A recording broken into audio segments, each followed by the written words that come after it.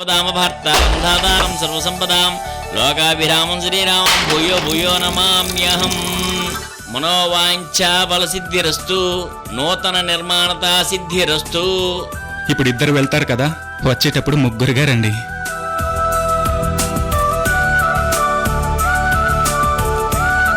ఆ ఇంట్లో ఏముంది? మీ వద్దనే పెద్ద దరిద్రం దరిద్రం దరిద్రం.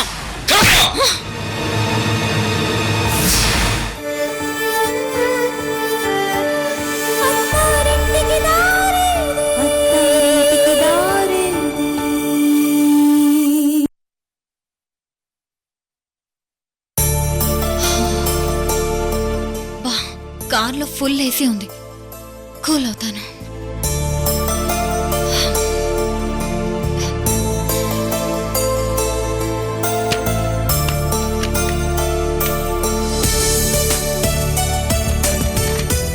చూడండి,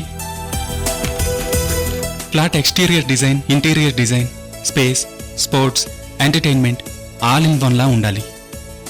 hospital, park, open air theatre, waterfalls, టోటల్గా ఒక కొత్త ప్రపంచాన్ని సృష్టించాలి. అప్పుడే బయ్యర్స్ ఆ ప్రాజెక్ట్ పట్ల హ్యాపీగా ఫీల్ అవుతారు. ప్రతి ఫ్యామిలీ ఒక సెక్యూలో న్యూ వరల్డ్లో ఉన్నట్టుగా ఫీల్ అవ్వాలి. Okay sir. I want that type of apartments. Yes sir, ఇప్పుడే తీసుకొస్తాను సార్.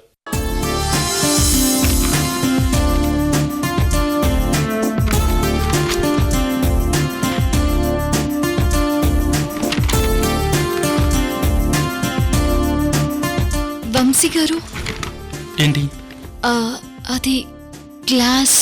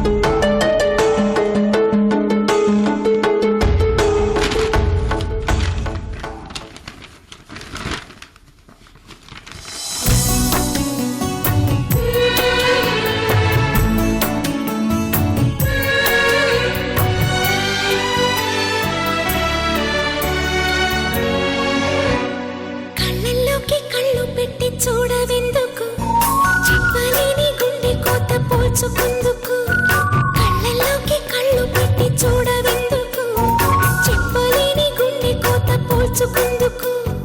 మనం అన్నది ఒకే మాటని నాకిన్నాళ్ళు తెలుసు. వంశీ గారు, కార్లోకి రండి, we discuss here. Yeah, coming.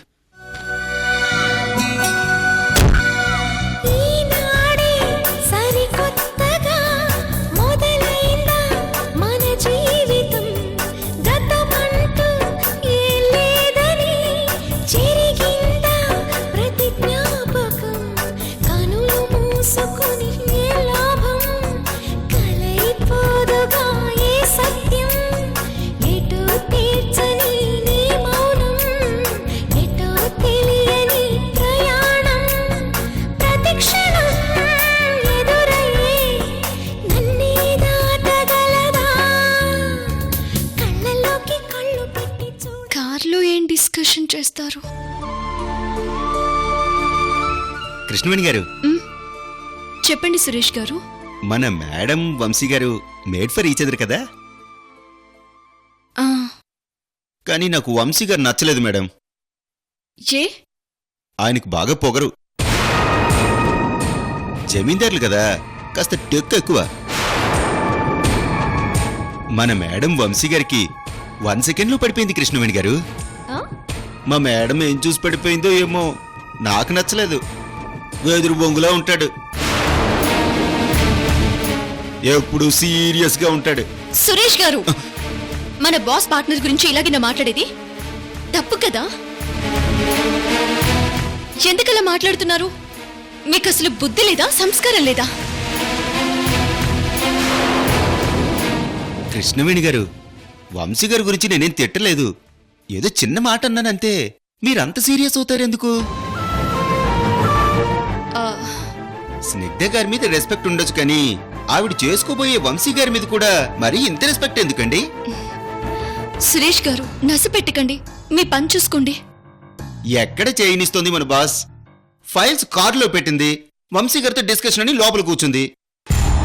అవును, వాళ్ళు డిస్కస్ చేసుకుంటున్నారు కదా. మీరు మరీ అమాయకులండి. అంటే పెళ్లి చేసుకోబోయేవాళ్ళు ఏసీ కారు, పైగా ఒంటరిగా ఊరికే ఉంటారా ఏంటి?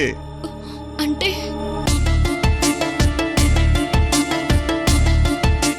పక్క పక్కనుంటే డిస్కషన్ రాదు, రొమాంటిక్ మూడ్ వస్తుంది. ఒకరి కళల్లోకొకరు డీప్గా చూసుకుంటారు, చూపులు కలుస్తాయి, తరువాత చేతులు కలుస్తాయి.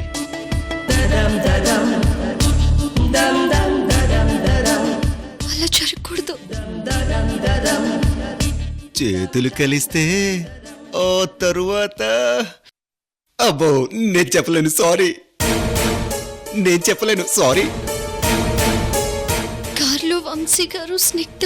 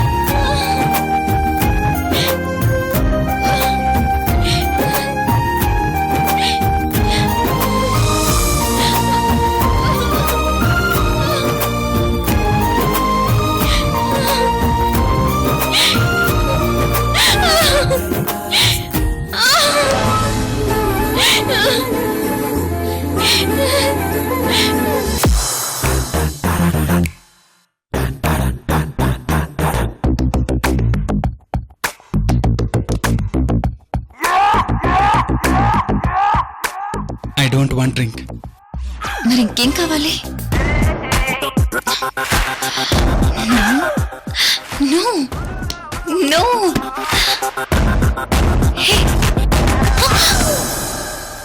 No no. ఇది డ్రీమా? Oh god, shit. So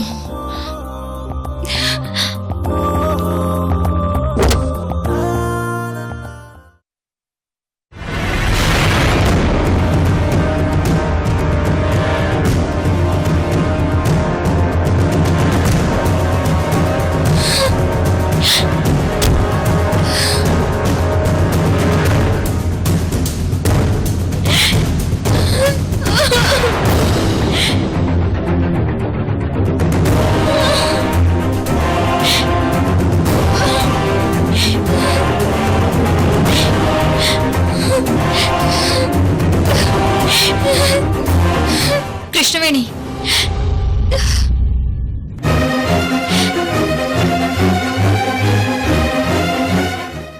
Krishnaveni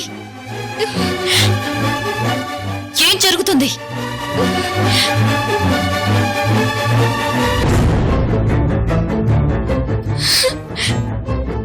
madam, నేను కాల్చారి కింద పడిపోయాను.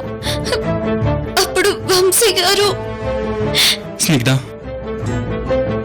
తను స్లిప్ అయి కింద పడింది. కాలు నొప్పితో ఏడుస్తుంటే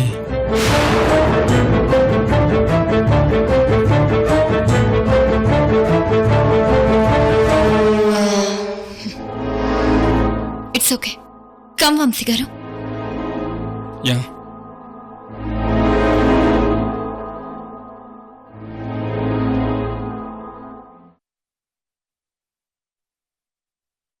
ప్రియతమా ఓ ప్రియతమా నన్ను వీడిపోవద్దని పలికే హృదయం నీకు గుర్తున్నదా తొలినాటి మన పరిచయం నీవు నాలో ఇలా పదిలం నీకు గుర్తున్నదా తొలినాటి మన పరిచయం నీవు నాలో ఇలా పదిలం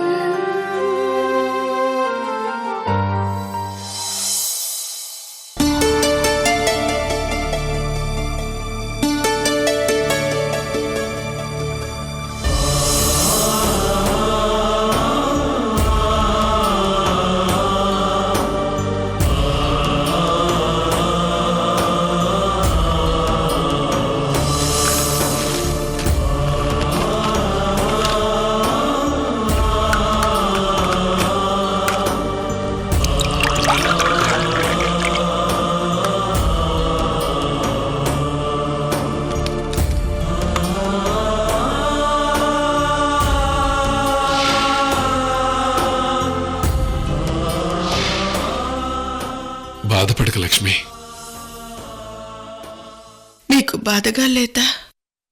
ఎదుటి వాళ్ళని అర్థం చేసుకోకుండా ఆశలు పెంచుకుంటే ఇలాగే బాధపడాల్సి వస్తుందని గొప్ప నీతిపాఠం నేర్చుకున్నాను లక్ష్మి.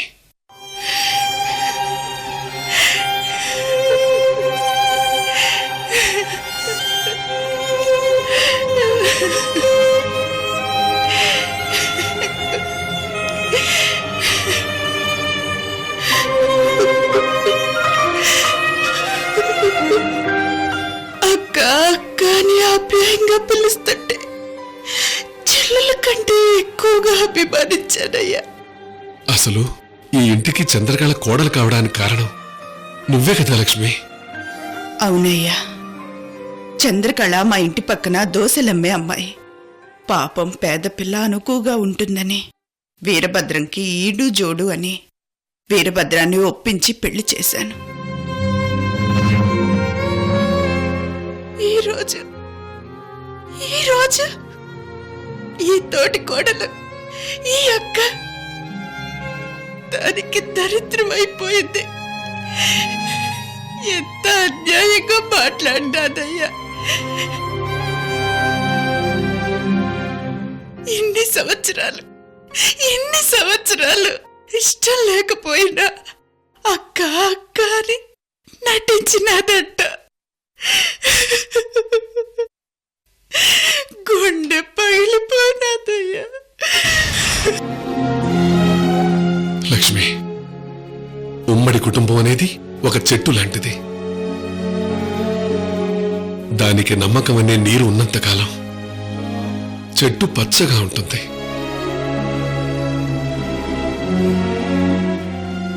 నమ్మకం పోయాక చెట్టు ఎండిపోతుంది. కుటుంబంలోని బంధాలు అంతే.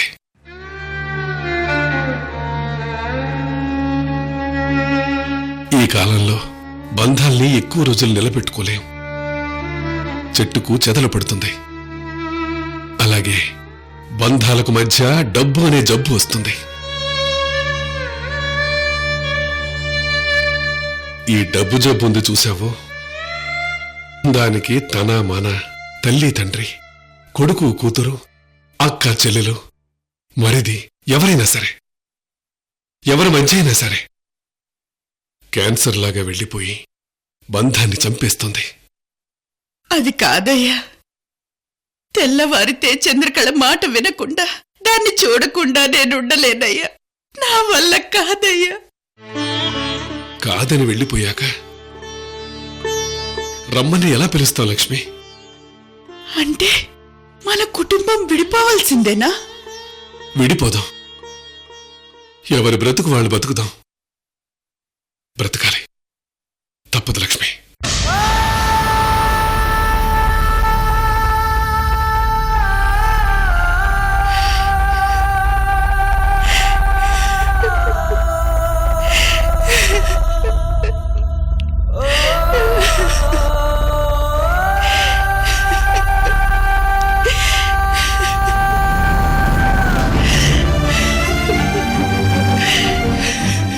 ఇక ఉమ్మడి కుటుంబం, ఆప్యాయతలు, తోడికోడళ్ళు, అనుబంధాలు ఎక్కడున్నాయి లక్ష్మి?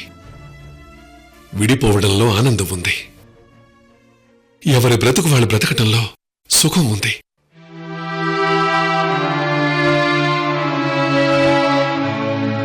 మనం మనస్సుకు సర్ది చెప్పుకుని బ్రతకాలి లక్ష్మి, తప్పదు. లక్ష్మి, నీ తోటి కోడల మనసు ఇరుకైపోయింది. అందుకే ఇంత పెద్ద ఇల్లు ఇరుకుగా అనిపించింది. వదిలే, వాళ్ళు ప్రశాంతంగా ఉంటారనుకుంటే మనమెందుకు వాళ్ళ సంతోషాన్ని కాదనటం చెప్పు?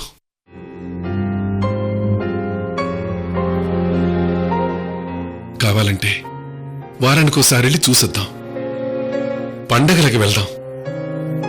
మనం వెళదాం, వాళ్ళు వస్తారు. ఇందులో బాధపడాల్సిందేముంది లక్ష్మి?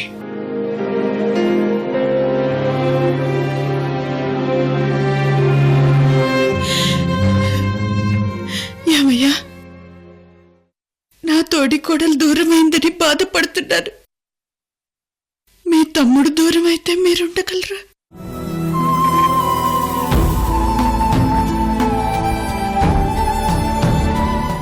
తమ్ముడు 2 రోజుల ఆఫీసు పని మీద ఇంటికి రాకపోతే ఎంత కంగారు పడతారో నాకు తెలీదా?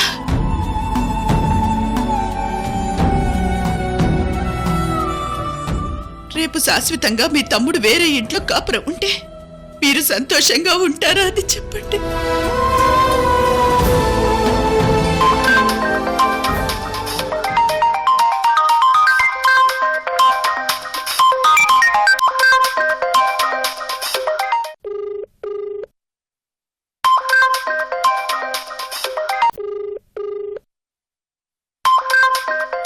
వీరభద్రం ఫోన్ చేస్తున్నాడు లక్ష్మి. మాట్లాడండి అయ్యా. మీ తమ్ముడు లక్ష్మణుడు కదా. లక్ష్మణుడు కూడా మార్చగలిగే పెళ్ళాడుండటం కలియుగం లక్షణం లక్ష్మి.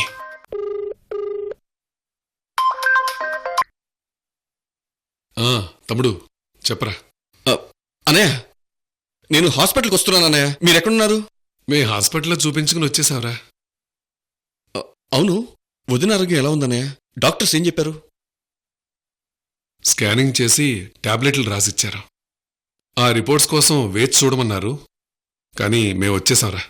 సరే అన్నయ్య, నేను హాస్పిటల్కి వెళ్ళి ఆ రిపోర్ట్స్ తీసుకుని ఇంటికి వస్తానన్నయ్య. ఇంటికి వస్తావా? అదేంటన్నయ్య అలా అన్నారు?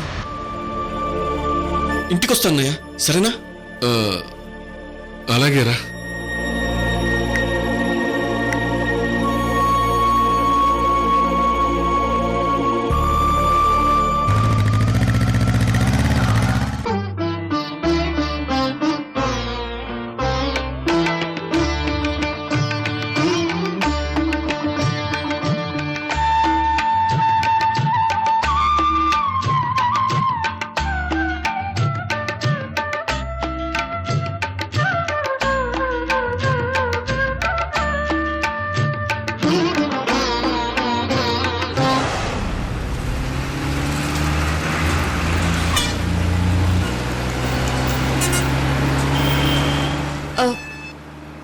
మేడం, సడన్గా ఒక చోటికి వెళ్తున్నామన్నారు. నేనేమో హడావిడిగా ప్రిపేర్ అవ్వకుండా వచ్చేసాను. కృష్ణవేణి, నీకేంటి ఏ డ్రెస్లో అయినా అందంగానే ఉంటావు. అయ్యో మీకేంటి మేడం, క్వీన్లా ఉంటారు. Thank you. మరి ఈ డ్రెస్లో ఎలా ఉన్నాను? సూపర్. వంశీ గారు ఇంప్రెస్ అవుతారా? మేడం అంటే మనం వెళ్ళేది పార్టీకా? పార్టీ గీటి తర్వాత వంశీ గారు ఇంప్రెస్ అవుతారా లేదా అది చెప్పు. కృష్ణవేణి అసలేంటి నీ టెన్షన్? ఏం లేదు మేడం, నువ్వు సైలెంట్గా కూర్చో. నేనెక్కడికి వెళ్తే అక్కడికే నువ్వు రావాలి. ఇది బాస్ ఆర్డర్. Okay madam. నా ప్రశ్నకు సమాధానం చెప్పలేదు.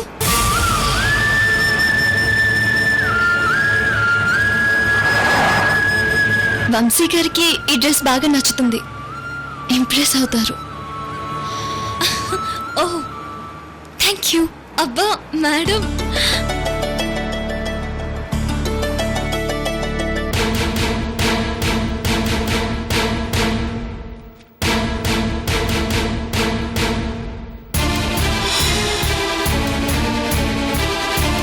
బ్రెయిన్ సర్జరీ చేయాలి, అది 1 వీక్లోనే చేయాలి, లేకపోతే పేషెంట్ చచ్చిపోతుంది.